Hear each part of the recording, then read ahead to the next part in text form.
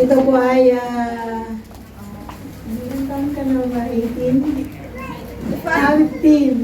15 siya, 5 lang siya. Mayroon pa siyang pabulaklak. Sana all. Sana all may flower. O, dito na kayo sa harapan mga kapatid lahat para pinag-pray natin siya, diretso picture na.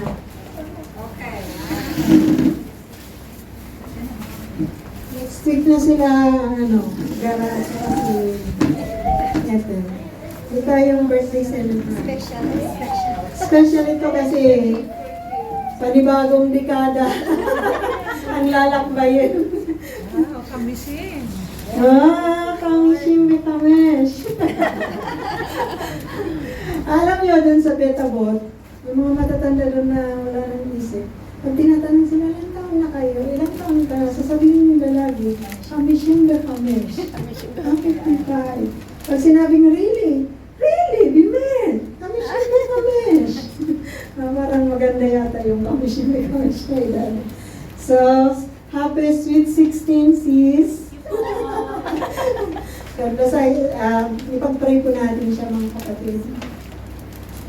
Let's extend at ibigkasin po natin ang ating mga panalangin at wishes para sa kay Sister Tess. Lord God, we thank you so much God sa oras nito that we can celebrate Lord together the birthday of Sister Tess, Lord. Dalangin po namin, O Diyos, na patuloy na kayo, Panginoon, ang tunay na kumabay sa Kanya at magpalago sa Kanyang relationship sa inyo, Father God. We know, Lord, that you have good, pleasant, and perfect will, Lord, sa kapatid namin ito. Dalangin po namin, O Diyos, that she will hear your voice, Lord, even if it is the still small voice, Lord. Or, Lord God, when you wanted, Panginoon, to hear you from her heart, O Lord God. Dalangin po namin, O Diyos, na patuloy po, Panginoon, na i-comfort niyo po siya in every situation, O Lord God, na siya po, God, ay dumadaan sa mga circumstances na hindi po niya alam ang gagawin niya, Lord God. We know that your wisdom, your knowledge is always prepared for your children, Lord. At salamat dahil yun ay inyo pong pagkakaloob sa kapatid namin ito.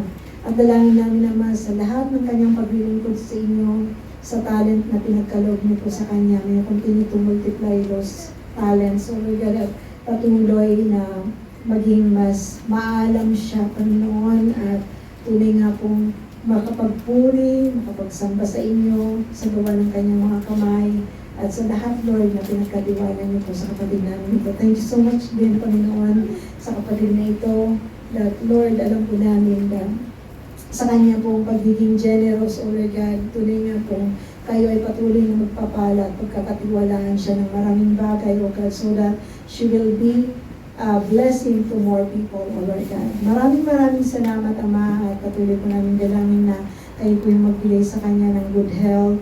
Bigyan niyo nga po siya, Panginoon, ng tunay na maayos na taon, na panibagong taon, Panginoon, ng kanyang buhay.